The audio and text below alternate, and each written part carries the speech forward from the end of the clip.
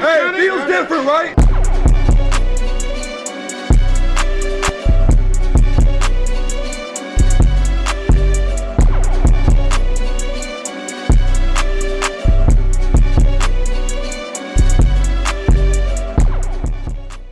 Hello and welcome to episode 10 of Fantasy Sports.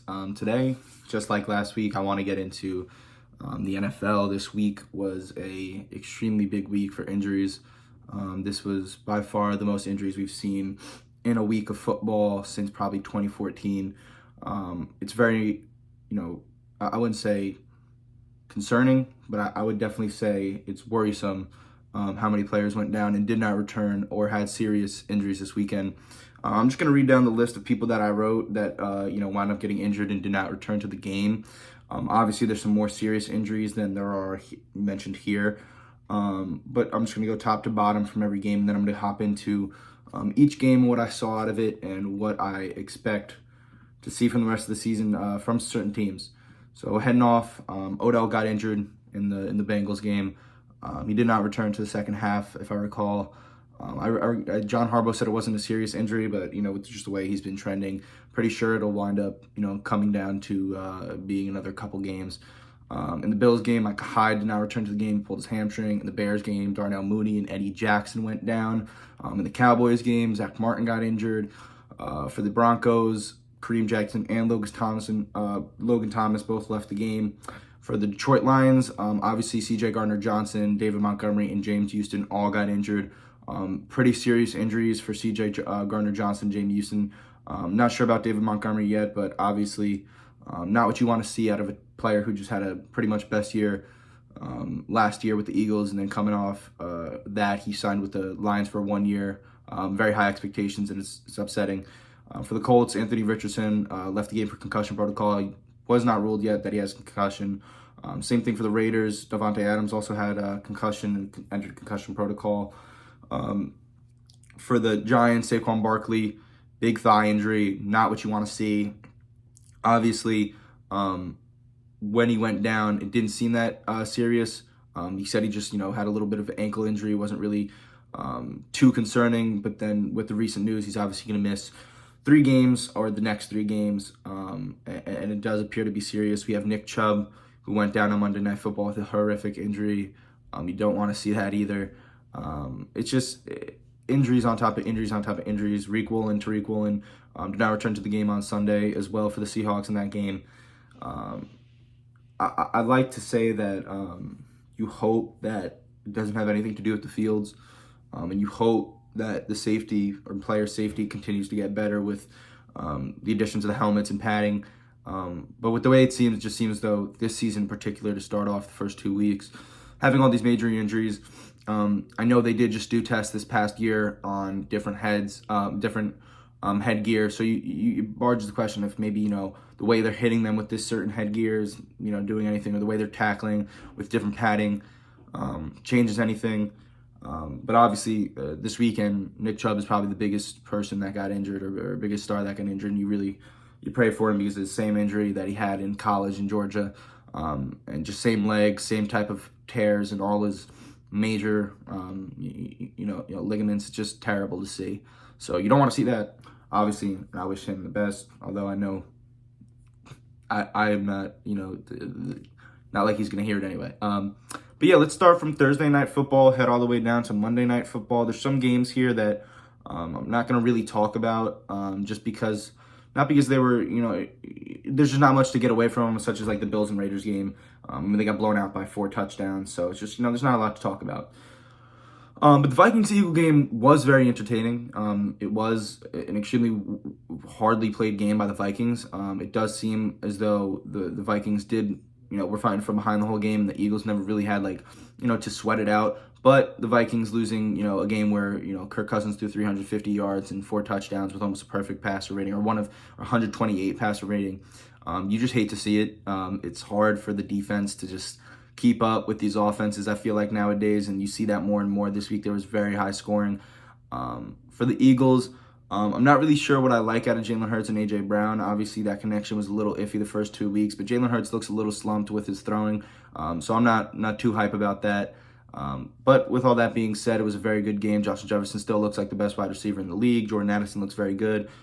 Alexander Madison, obviously, the controversy with him, but he just doesn't look good. I know, all jokes aside with that, he really does look slow. He doesn't look explosive. And that offensive line doesn't look that good. Heading over to the Ravens-Bengals game, Joe Burrow obviously had a bad game again. Lamar had a very good game. He had a very good passing game, which I was excited to see. Obviously, Zay Flowers was the biggest name to talk about in that game. He had a very, very good game. And Nelson Aguilar and so on and Mark Andrews got their touches in the end zone.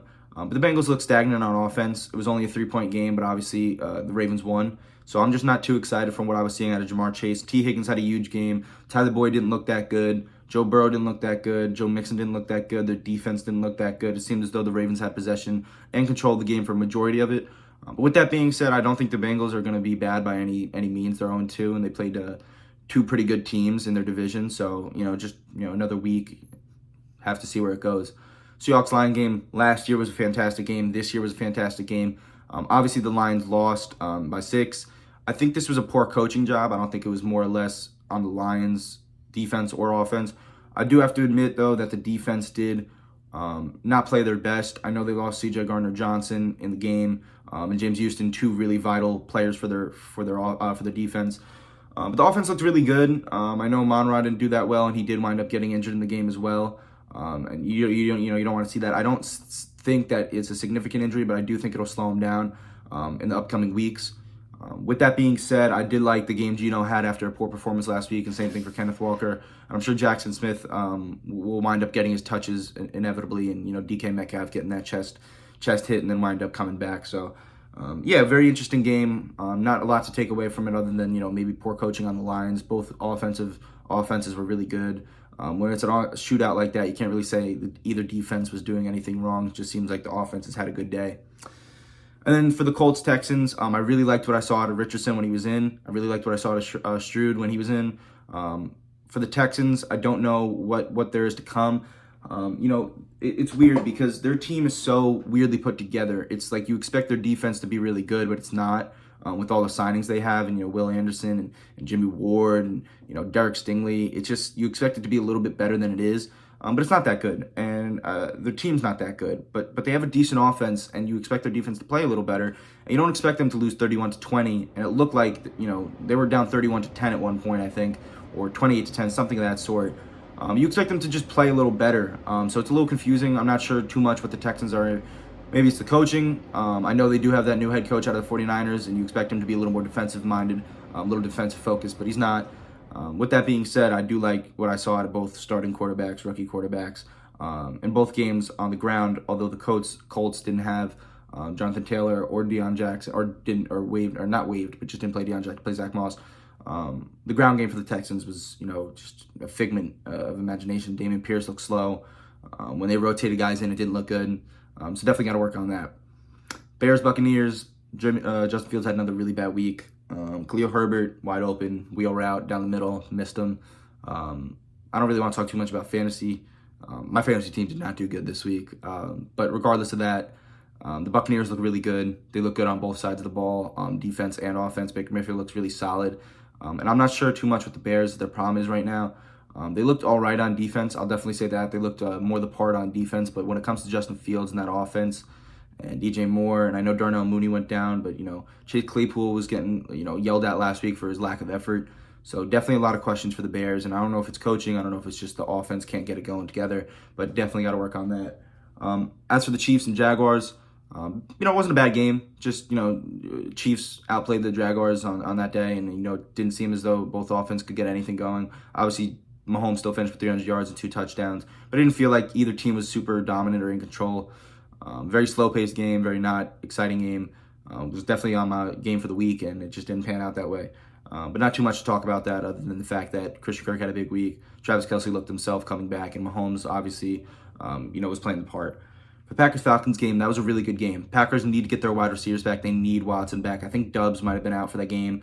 The Falcons look good, but the Packers look better. I thought the Packers have looked good the past 2 weeks, looked very good. Jordan Love looks really good. I just think they need to get their wide receivers back, and I think that'll definitely wind up fixing up their team. So not too worried about that at all, but I'm definitely excited to see what the Packers can do in the future. Bijan Robinson also looked very, very good this Sunday, and so did Desmond Ridder. He had way more pass attempts. He had 1 or 2 slips up. I think he threw a pick, and he had one fall through the hands of Jair Alexander. But really impressed by both of those teams and what they've done to start the season. Raiders, Bills will bounce back. Absolutely dominated the Raiders. Raiders looked really slow. Jimmy Garoppolo didn't look the part. Their defense is terrible. I mean, we knew that. So I was really shocked to see them win last week. For the Chargers and Titans, I'm pretty sure the Chargers are the first team ever to put up 60 or I think it's 60 points they put up, or over 50 points without a turnover and still lose both games, which is extremely insane just because of the way Justin Herbert's been playing, not making a lot of mistakes, controlling the game, playing very well on offense. And the Titans should not have won this game. I was very surprised that they did. They wound up taking it away and just, embarrassing for the Chargers, and you hope that they get it together because their offense looked really good, but their defense really needs to pull together. Out of the Titans, Tannehill and Derrick Henry both had, a duo type day. Tannehill definitely got it going after throwing 3 picks last week, and Derrick Henry looked a little faster. So definitely exciting to see that. The 49ers and Rams, 49ers look dominant. The Rams look very, very good. I know they're 0-2, but they still look like they're we know they're 1-1, sorry. But they still look very, very solid when they're, fighting against pretty much what I would call the best team in the NFL right now. But yeah, definitely a lot to take away from that. I know Brandon Ayuk went down in the game, and I'm not sure if he'll play on Thursday, but very exciting game. Very exciting to see both quarterbacks play very well, and offenses, and both defenses didn't even play that bad either, to be honest. I know it was a 53 total point game, but it was extremely impressive for both sides of the team. For the Jets and Cowboys, Jets offense looked bad. Not that Zach Wilson looked bad, but the defense looked bad. The offense didn't look like it was really all together. I know they have a lot of players like Cook, Hall, Garrett, and what's his name? The wide receiver that came over from the Packers. I can't really think of his name right now. But with all that being said, they just looked bad. And I don't know if that has a part to do with Wilson and not Aaron Rodgers. But I don't know if they would have won that game even if Rodgers played. Cowboys defense looks insane. It just does. And their offense isn't making any mistakes. CD looks really good. Tony Pollard looks really good. Dak looks really good. It's just a fast offense with a really fast defense. And I'm nervous if I'm facing the Cowboys against anyone this year. So definitely exciting to see a dominant offense and defense like that. For the Giants-Cardinals, Giants made a huge comeback. Cardinals look pretty good. Joshua Dobbs looked pretty good. Giants looked really slow in the first half, so that's a little worrisome, but they obviously bounced back. So I'm excited to see what they can wind up doing. And although Saquon went down, I still want to see what Daniel Jones can do. But not much for me to take away from that other than the Giants look slow, wound up picking it up. Defense and offense got it together. And Cardinals, playing the part. They're not a great team, but they played very well. They put up a fight. Broncos, Commanders, what a game. Obviously, the Broncos were up 21-0, I think, at half, and they wound up losing 33-35. Commanders look really good. Sam Howell looks really good. Their defense looks really good. Their coach looks really good. It's just they got a lot of stuff going. And I really am excited to see, because I'm pretty sure they're the only 2-0 team. No, the Eagles are 2-0. They're 2-0. And who else is 2-0? Another team is 2-0. But very exciting game. Really like what I saw out of Howell and that offense. Brian Robinson was rushing really good the past week. I know he had a low yards per carry last year and this first week. So, bars the question, was he good? Or not was he good, but, could he be explosive? And he was definitely explosive this week. And Gibson, same thing when he got the ball in his hands on catches. So for the Broncos, Russell Wilson played almost a perfect game and they lost. So the defense definitely got to step it up with Randy Gregory and, Pat and all them. I know Kareem Jackson wound up going down, but they didn't look good in the second half. And I know Sean Payton's supposed to be this defensive mastermind, but he's offensive mastermind. Being 0-2 and you're Sean Payton definitely is questionable. Now let's get into Sunday Night Football, Monday Night Football. I want to cover the Steelers first before I get into any of these games. Actually, I'll quickly do the Saints and Panthers. Saints look good. Panthers look good. Obviously, the Saints looked a little slow, but they were away, and Panthers Stadium was loud. But they're still 2-0. Very questionable team, though. Solid defense. Offense looked a little shaky, but definitely exciting to see a team like that go 2-0 in a division that's very competitive. Dolphins, Patriots. Dolphins looked in control the whole game. Mac Jones still looks really good. I'm definitely really excited to see what he can wind up doing with the weapons he had, like I said last week. He's had 2 really good games now, and the defense looks really good. I know they've had not the start they wanted, but they're definitely a fighting team. You're definitely not going to have an easy fight when you go against the Patriots. So definitely an interesting team and team to watch for sure. So I want to see what Mac Jones can do. I know he's really good, and I know he could, control an offense, but can he control it for the whole season and not just have these bloop games? Browns Steelers, probably the most controversial game, or not controversial, but most talked about game right now. Obviously, Chubb went down with that horrific injury. They're signing Kareem Hunt. Deshaun Watson had 2 face mask penalties. He looked slow. Kenny Pickett looked bad. Najee Harris looked bad.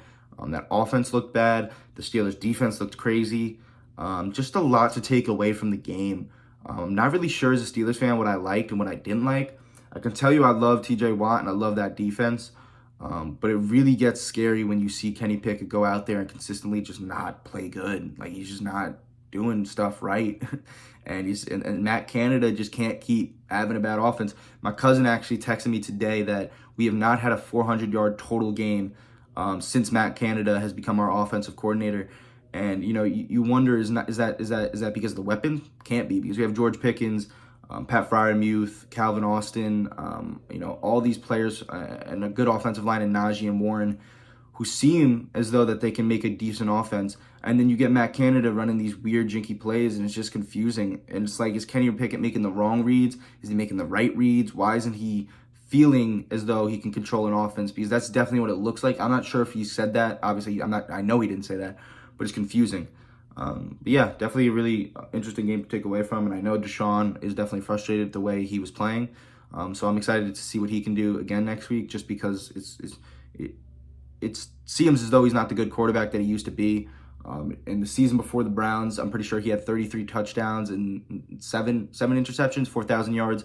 He had 500 rushing yards and almost 5 touchdowns. I can't tell. I'm pretty sure that's very close to what he had, just because I remember looking it up a week ago when I was talking about them. But yeah, really excited to see what they can do, and definitely interested by what happened this weekend. And we got 49ers Giants this Thursday, and I'm hoping that the 49ers wind up just crushing on them.